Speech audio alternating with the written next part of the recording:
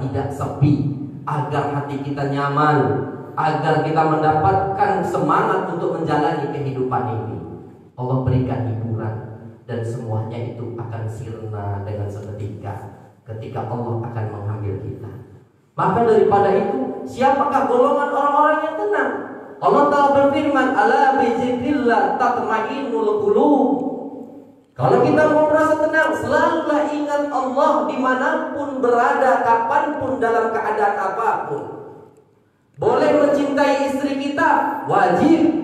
Boleh mencintai orang tua kita, harus. Karena ada ridhonya, maka Allah pun akan ridho. Tapi jangan pernah mencintai mereka melebihi cinta kita kepada Allah Subhanahu wa ta'ala. Yang pertama, agar hidup kita selamat dunia dan akhirat, maka jagalah iman dimanapun kita berada. Amantu billah. Apapun keadaan, terdesak bagaimanapun, tetap jaga iman.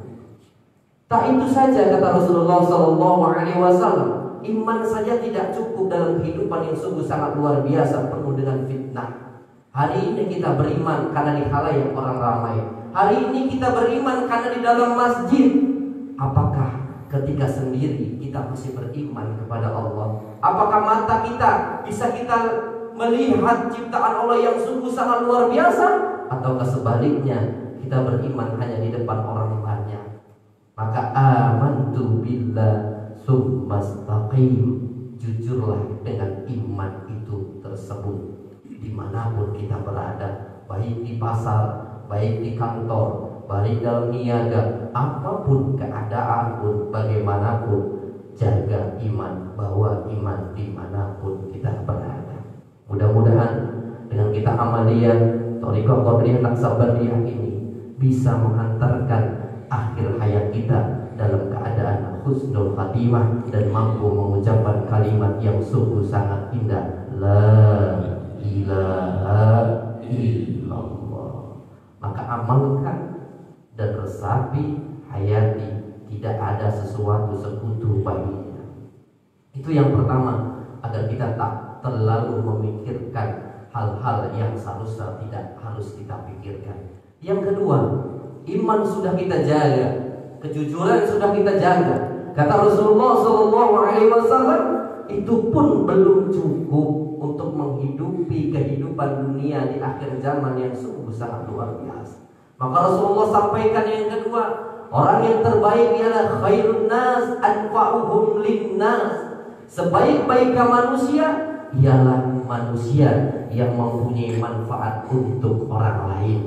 Kita dititipin ilmu, maka sampaikanlah ilmu walaupun satu ayat. Kita dititipkan harta, maka sampaikan hartamu di jalan kebaikan menuju ridhonya Allah Subhanahu wa ta'ala. Barang siapa yang membantu agama Allah, in tansurullahu yansurkum wa yusabbit aqdamakum, tentulah Allah akan membantumu dan meneguhkan kedudukanmu dimanapun engkau berada. Jangan khawatir, ketika Allah yang sudah berjanji, maka tidak ada sekutu baginya dan tidak ada daya dan upaya kecuali atas izinnya. Dan yang terakhir, karena tadi kata Pak Ustaz 15 menit, 5 menit lagi. Yang terakhir, agar hidup kita ini selamat dan mudah-mudahan wafat kita juga dalam keadaan husnul khatimah, ini yang harus benar-benar kita laksanakan.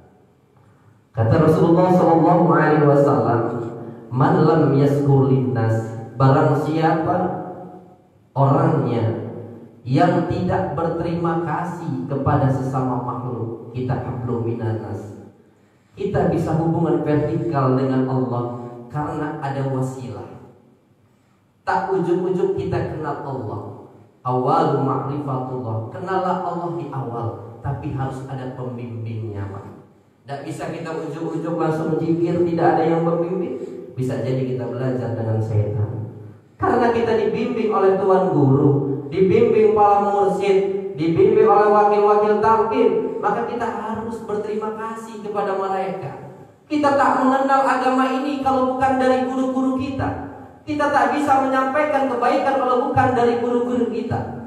Maka daripada itu, malam yaskulinas, kata Rasulullah, Barang siapa orang tak berterima kasih kepada sesama makhluk, lam yaskurillah, sesungguhnya dia tidak berterima kasih kepada Allah Subhanahu wa ta'ala.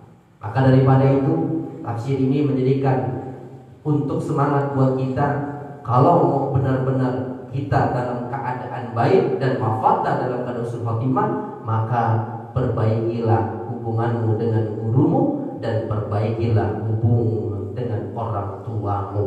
Bagaimana kalau orang tua kita telah wafat? Tetap sampaikan kebaikan, sambung tali silaturahmi kepada mereka, kepada keluarga mereka. Jangan pernah putus tali silaturahmi.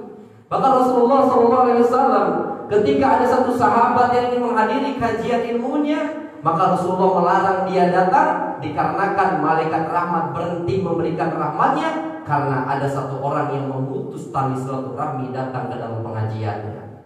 Maka daripada itu, jangan pernah putus tali silaturahmi. Bahkan Allah berfirman, wa qala rabbuka alla ta'budu illa iyya wa bil walidayni ihsana. Apalagi kalau kita memutus tali silaturahmi kepada orang tua kita, naudzubillah summa naudzubillah min dzalik. Bakti anak kepada orang tua sampai mati. Orang tua kita wafat, maka teruskan perjuangan orang tua kita.